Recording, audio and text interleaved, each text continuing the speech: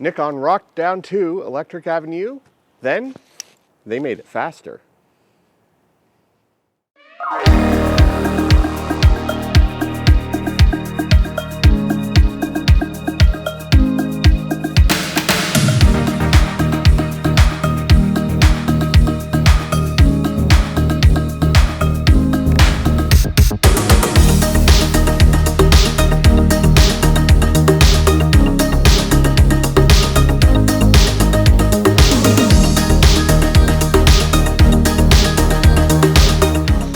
Hey there friends, welcome back to the channel. Today I'm reviewing the Nikon FE2. It's a recent acquisition for me and probably my favorite of the compact SLR series from Nikon, discounting the FM3A of course, which is probably the ultimate of this style of camera. So before we get started, let's head back to the studio. I can go into the rich history of the FE2 and give you a brief tour, and then we'll come back here. Despite the popularity of the mechanical FM2N and FM2FM, the Nikon FE2 is just as popular. But these two iconic cameras have their start within Nikon's consumer line. And Nikon had a rough go with their consumer cameras. The Nikkormat, for example, was an absolute flop. But in 1965, they perfected it with the release of the Nikkormat FT. Now, what set the FT apart was that it allowed consumer and prosumer and even professional photographers access to an inexpensive, high-quality second body, but most importantly, these had the F-mount, which meant that you could use any Nikkor lens that worked on your Nikon F on your Nikkormat.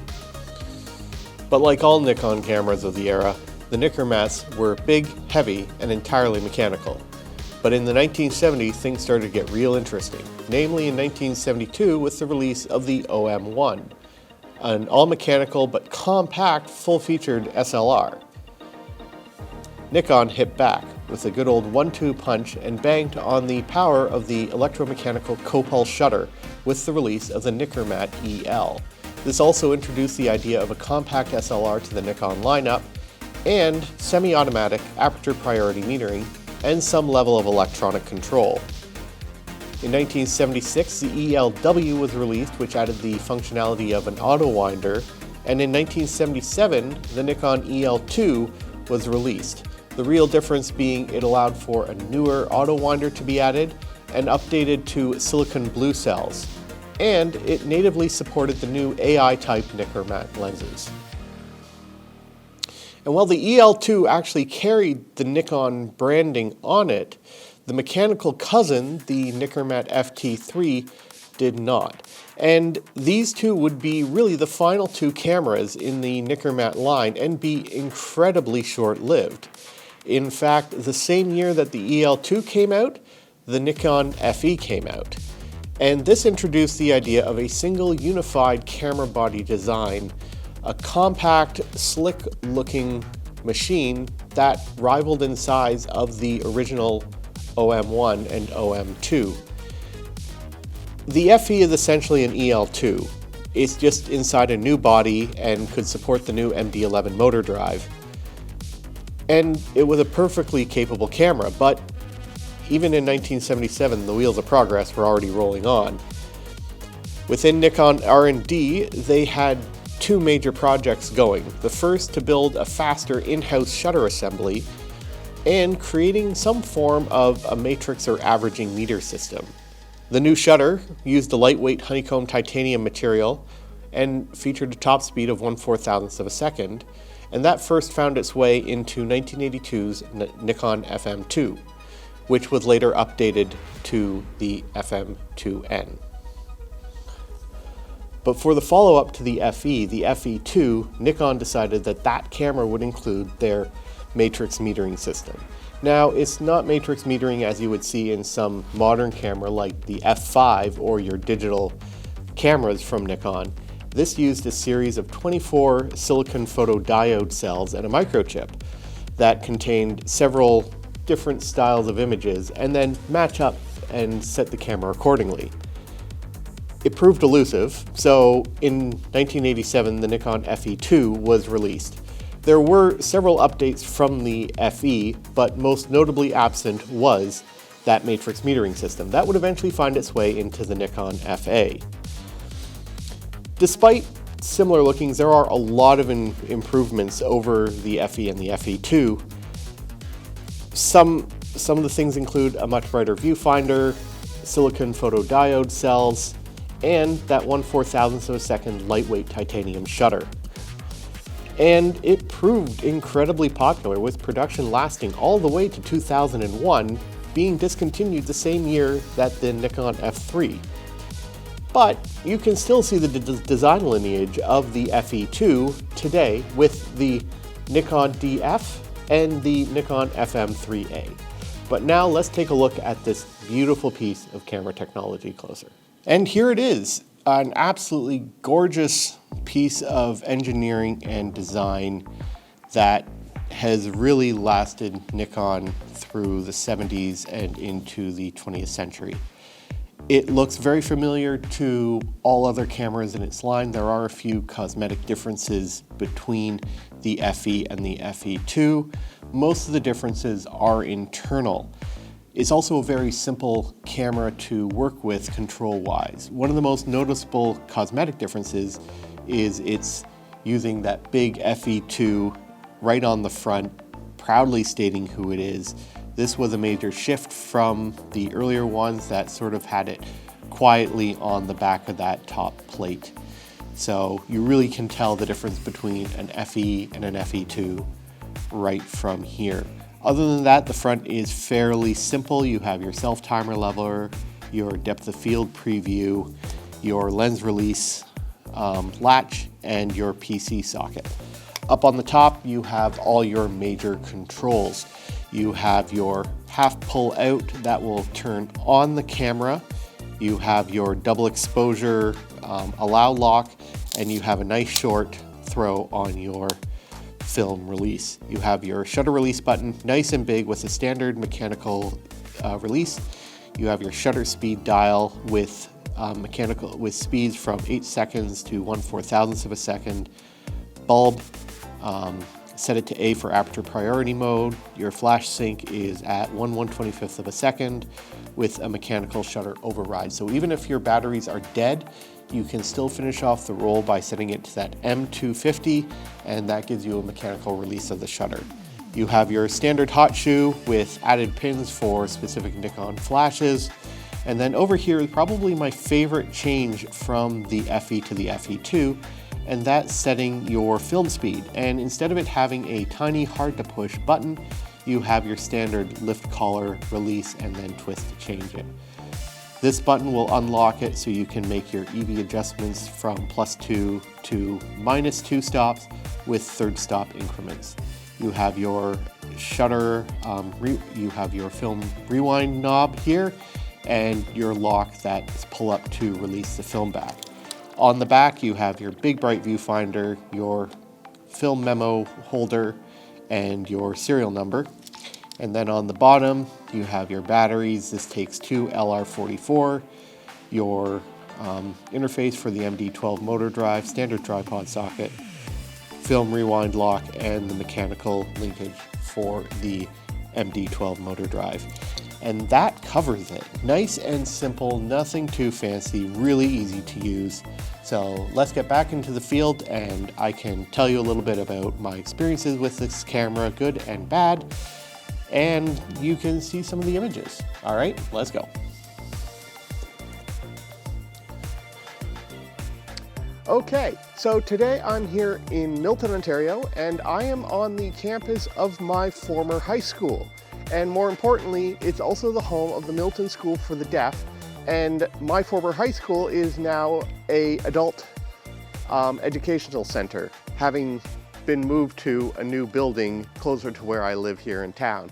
What's really cool is that this is a lot of the space where I first cut my teeth on photography back in my final years here on campus. So I have my Nikon FE2. I decided to do something a little different and I went with my 50mm f1.4 lens, and I'm shooting Fuji Acros 100, the original stuff that I got a few years back in an Emulsive Secret Santa exchange. And I'm going to be developing this in Ilford Ilfotech LC29. So without further ado, let's get shooting, and I can talk a little bit about my general experience with this camera. All right, let's go.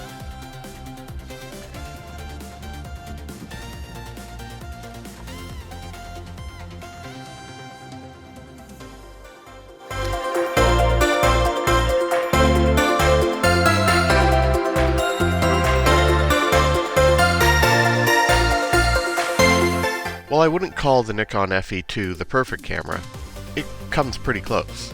Not that there's anything wrong with the FE FE2 is simply a newer camera and has improved several features that are found on both. The camera follows the same familiar compact form factor and even takes the same motor drives, the MD11 or MD12.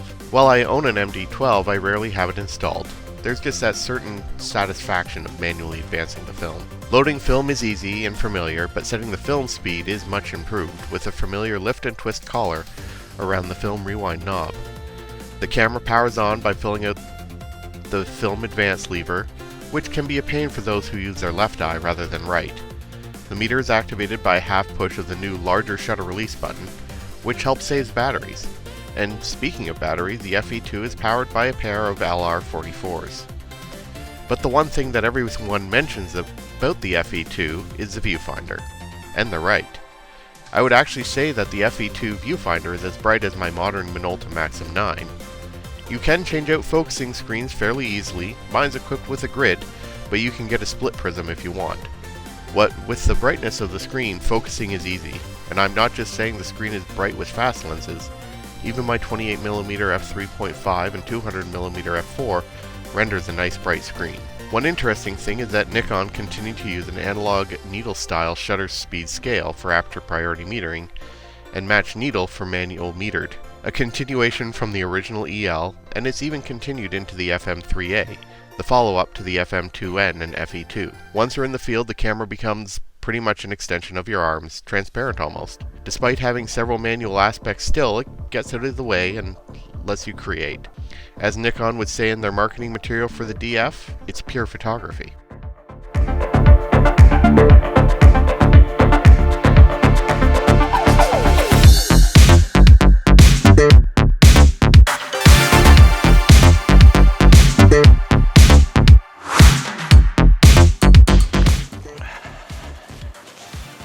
Well, there we go, the whole roll shot. Now, before I end this video off, let's head back to the studio. I can talk a little bit more about the optics for this camera and share with you some lenses that I like to recommend and use personally.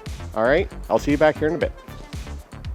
But what is the camera system without lenses? And given that the FE2 has the Nikon F mount, it can support really any AI or AIS lens out there perfectly. The one thing to note is that the FE2 removed the capability to use pre-AI or non-AI lenses. This meant that there was a follower that you could flip up out of the way and use these earlier optics in stop-down metering mode. So it's not recommended that you use those lenses on this camera. You could potentially cause damage to the camera, the lens, the mount, or all three. So let's break down some of the lenses that I use and what would make a good kit and how to expand on that kit.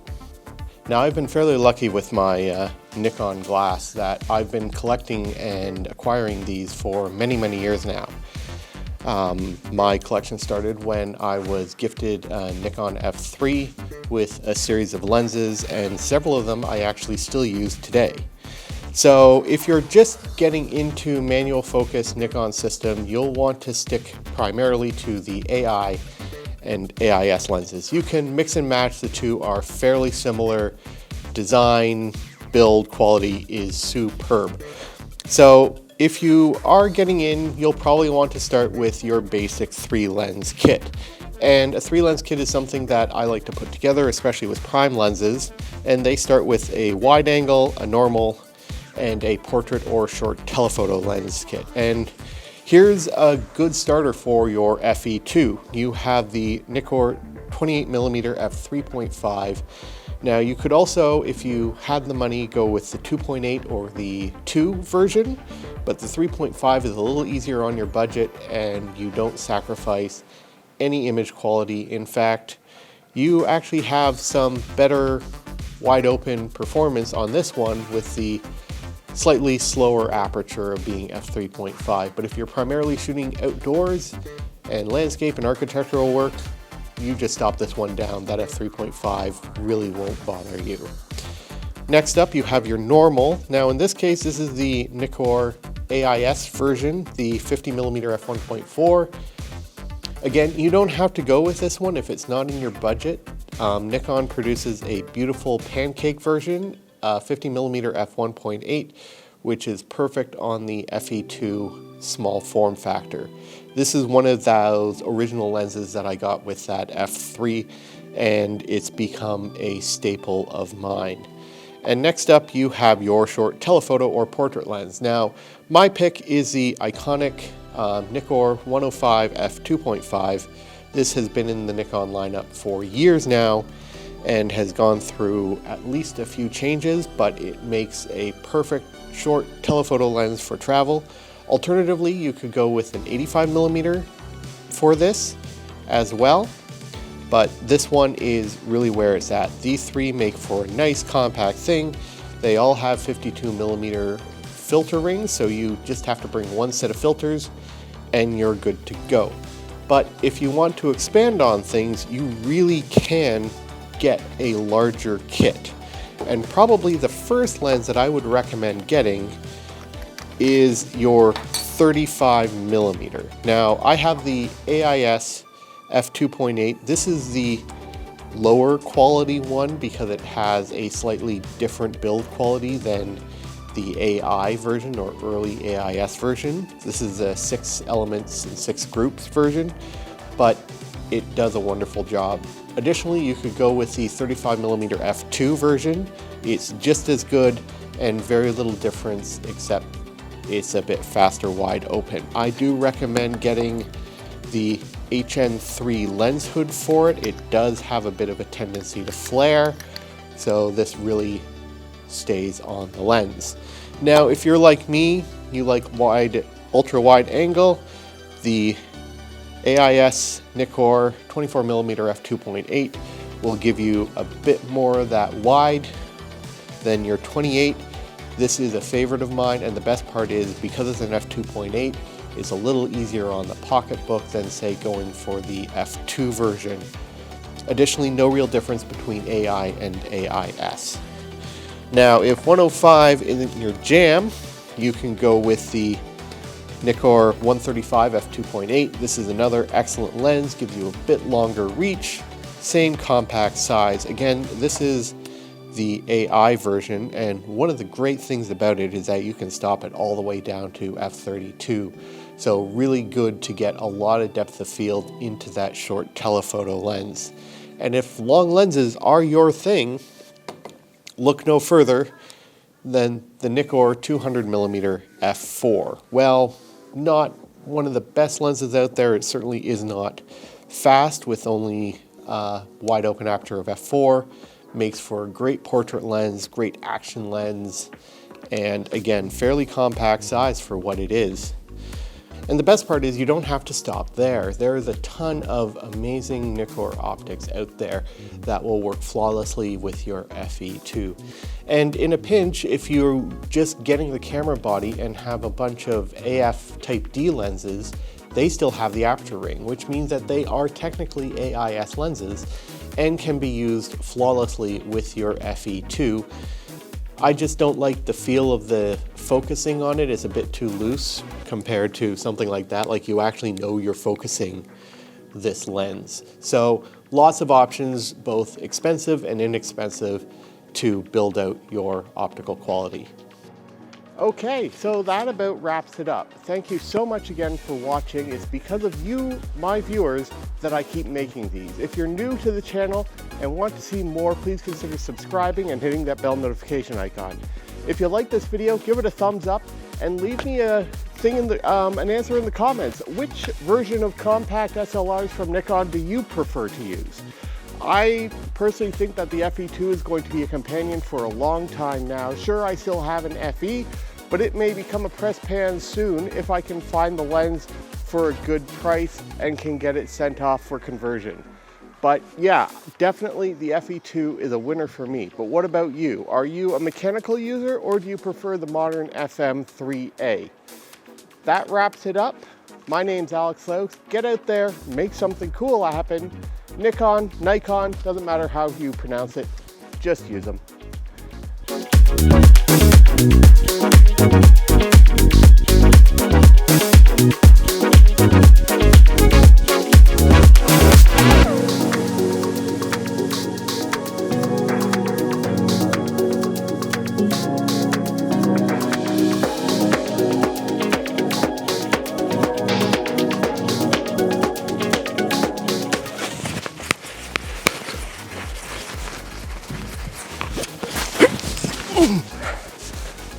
Man, these things were a lot bigger when I was smaller.